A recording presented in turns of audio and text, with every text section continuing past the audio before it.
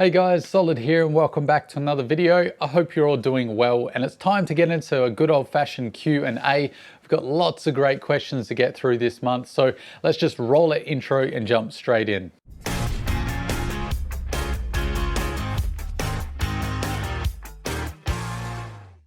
So the very first comment of the day is regarding my previous DRZ video I did a couple of weeks back. It was largely taken positively, but it did ruffle a few DRZ feathers, so I've taken this comment to try and address what I was trying to get across, but it seems like it didn't quite work for everyone. So Steve is saying, yeah, I know what you mean, Solid.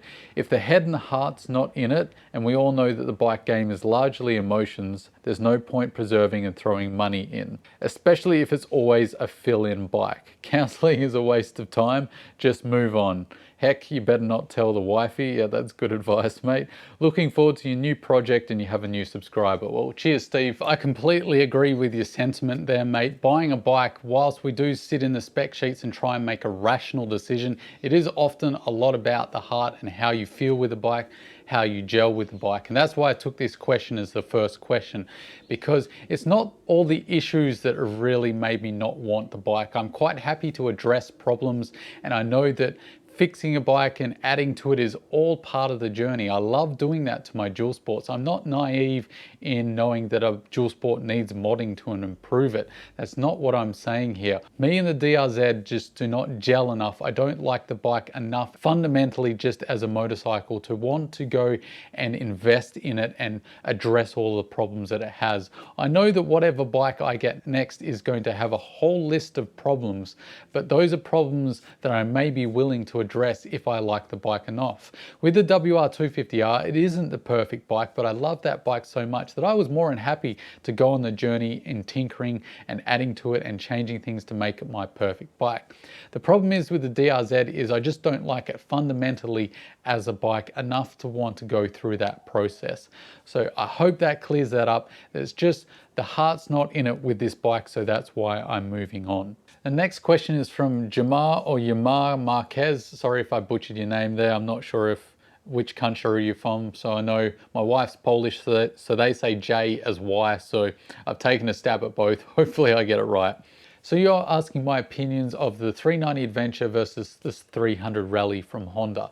Now this is a difficult question to not get stuck in the weeds with. I haven't got any information on what kind of riding you're intending to do, so that's also making it difficult. Please let me know what kind of riding you're doing if you're asking me these kinds of questions. But in a nutshell, if you're doing dirt and you're wanting to do some technical riding, the 300 Rally is going to be better every day. There's no question about it. 21-inch front wheel, more suspension travel, better ground clearance, less to brake on it, and it's probably going to have more off-road orientated accessories easily available moving into the future. The 390 Adventure is going to be more powerful and therefore probably a little bit better on the open road power-wise, being able to overtake vehicles. Maybe you've got a lot of mates on bigger bikes that you want to keep up with and you're worried about the power of the 300 Rally. It's probably going to make the slightly better road bike. Now people are going to jump in and go, yes, but with mods and mods and mods, of course you can with mods change these bikes both drastically, but we're talking about a baseline here. You can turn whatever bike you want into something magical. You got to start with the baseline, and the baseline is 300 Rally is better in the dirt. The 390 Adventure has got the power advantage and possibly better on the road because it's got those cast alloy wheels and these smaller diameter wheels as well, and it just handles a lot better if you're wanting the more sporty ride. So it really depends on which way you're going to go here. Now the 300 Rally certainly is going to be acceptable on the road. It's just that the power characteristics are not going to be anywhere near as enticing as the 390 Adventure. So if you're not one of those guys where you ride with your ego or you're not too worried about power and you just want to putt along, the 300 Rally is going to do everything that the 390 Adventure can do. The problem is the 390 Adventure cannot do everything the 300 Rally can do. So think about versatility as well, what you want to do with mods, how much you really want to invest in changing each of these bikes. But in a nutshell, like I said, if you're heading towards the dirt, get the 300 Rally. If you're just doing a little bit of dirt and you're doing a lot of road riding and you want that power, the 390 Adventure is probably the way to go. So that's it in a nutshell. I could probably do an entire video on these two bikes, but I don't want to be here until the end of time. So that's the best I can do on short notice. So we're talking about the exhaust here, and one of my major complaints about the DRZ 400E here in Australia, when you purchase it at the dealership, they take the baffle out and they change the tip on here. So it's almost a straight through pipe. So it's extremely loud. I like a bike with a good aftermarket exhaust. I enjoy the sound of having a good brak, but this is just stupid loud. Take it from me, I've had a Harley with a Vance and Hines system.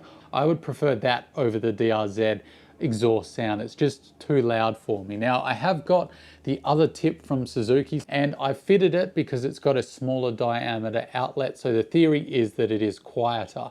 I can confirm that it is slightly quieter to the ear. I haven't done a dB test, but it definitely sounds a touch quieter. The problem is the kind of noise that it emits. This tip here, it is quite a bassy sound, so it's not as droning as this tip. I found this tip is a little more higher pitched, so it seems to pierce my earplugs even more than this tip. So it really hasn't solved my problem, which is a bit of a frustration.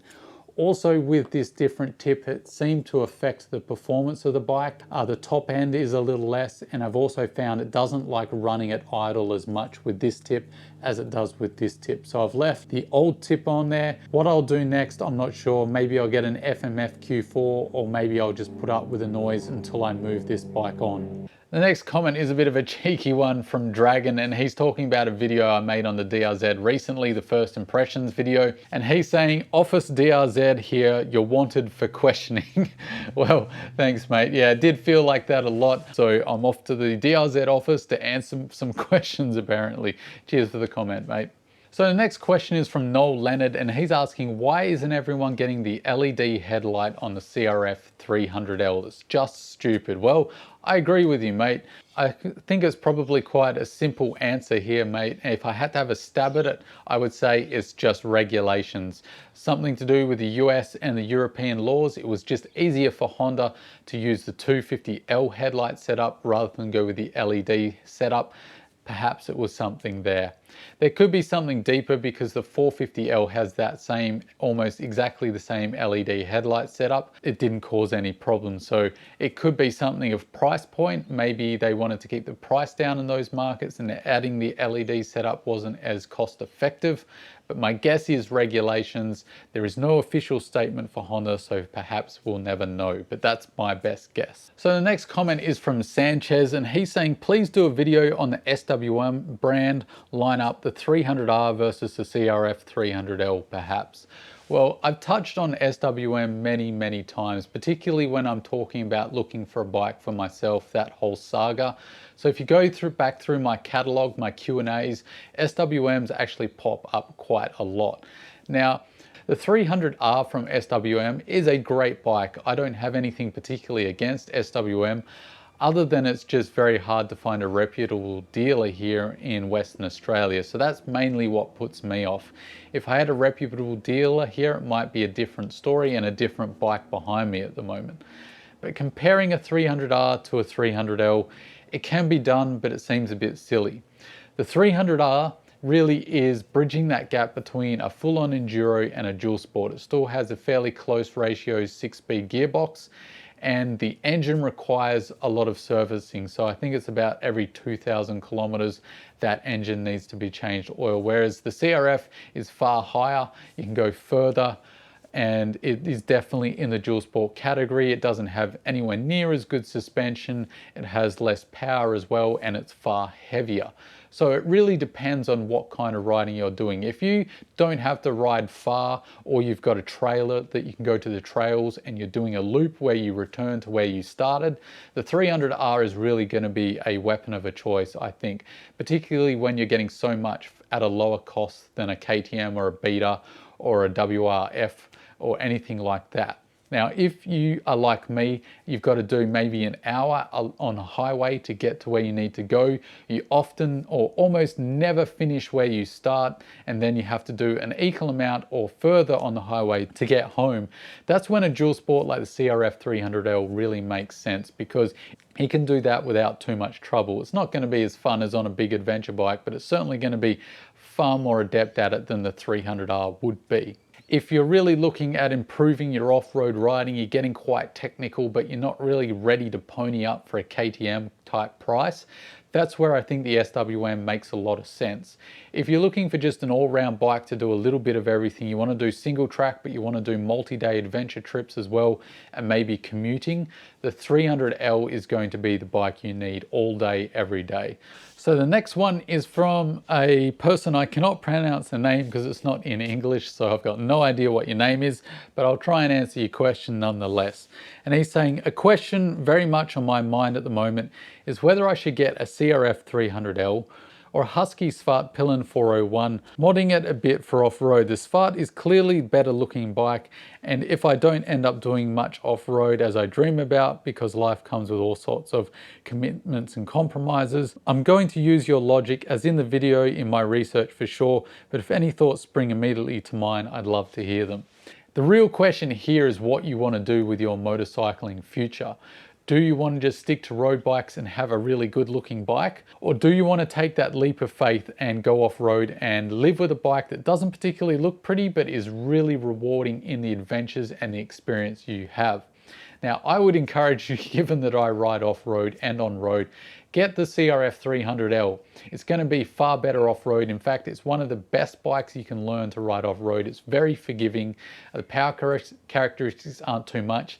It's quite affordable, and there's not too much to break if you drop it. And the great thing is it's fairly light, so you can pick it up quite easily and learn to ride off-road. Find out if it is what you really want to do, because remember, if you don't end up like riding off-road, just sell the thing and move on to the next bike. You know, life is only lived once, so you may as well enjoy it. Don't get set on just having one bike. Maybe in the future you can afford two, and you can add a nice scrambler to the garage, something that's pretty that you can be proud of to ride down to the cafe, as well as having your off-road bike. That's usually how I try and do it if I can afford it. Obviously, that's not always the case. So I'd go with the off-road bike, see how you like it. So the next question is from Jay, and he's saying, I'm a new subscriber. Well, welcome aboard, mate. What other motorcycles have you had in the same category as a DRZ? I have a T7, which I love, but on the lookout for a smaller dual sport for off-road training. Test rode a KLX 250S yesterday. Wow, what a difference in weight and flickability to my T7, obviously. Didn't buy it, it was too small, weak engine and suspension for my 6'4" frame. So Jay, that is a lot to unpack there. You're in Europe, so you won't have access to the DRZ, and you clearly won't get the KLX 300 either, so that crosses those off the list. But off-road, if you're looking for a light, nimble bike, I wouldn't focus too much on power. As long as it can hold road speeds, that's about as good as you're going to get in the dual sport world with what's available to you. So what is available? You've got secondhand WR250Rs. Clearly they're going to be as overpriced as they are here at the moment, because the WR250R was discontinued at the end of last year. So it might be a bit too pricey for you to spend new bike money on a secondhand bike. Of course, then there's the 690 Enduro, which is very capable off-road, but it makes an awful lot of power, and it's not exactly new rider friendly. But considering your large size and you do seem to be power hungry in your statement, that really could service that need for power. It also has very good suspension, so you could tweak that easily to put up with your weight. The same with the WR250R, it's got very adjustable suspension, so again, that can adapt to your weight. And with all these bikes, I'd also like to point out that not fitting you, you're not going to find a dual sport stock that will fit your frame. I'm much shorter than you, and even I have to put risers and taller handlebars on all the dual sports that I get. It's just a fact of being taller than normal. So accept that you'll have to put risers and taller handlebars and maybe even foot pegs that are a little lower to accommodate your larger size, but it really isn't too big of a deal, and that will only be a couple of $100 worth of accessories. So keep that in mind. No dual sport is going to fit you straight out of the box. They rarely do to everyone, because everyone comes in different shapes and sizes. The other bike that's brand new, still affordable, and will be quite up your alley, I think, is the CRF300L and the 300 Rally, whichever way you want to split that. The 300L is going to be much better for learning the off-road, given its lighter weight. It does make a decent amount of power, far more than the 250S, about the same as the 250R from Yamaha, but it makes it a little early in the rev range, so it's got a bit more torque, a little more tractor factor, and it should be able to hold highway speeds with your frame on you. You will have to put obviously risers, bigger handlebars, that kind of thing, but everyone goes on that journey of modding their bikes. It's half the fun. So I think those are the three bikes that really will suit you best: the WR250R, KTM 690 Enduro, or the Husqvarna 701, whichever of those you prefer, and the CRF300L, or maybe the Rally if you're wanting to do a bit more adventure riding, but you've got the T7, so you don't want them to cross over too much. The other thing that I wanted to point out as well here is you could go enduro bike.